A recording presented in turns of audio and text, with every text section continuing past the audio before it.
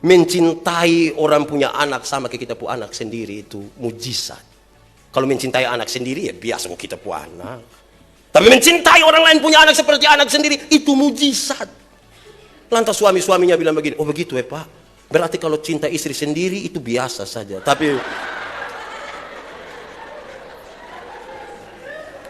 mencintai istri orang sama ke istri sendiri itu mujizat kok. Itu parakus dia nama itu.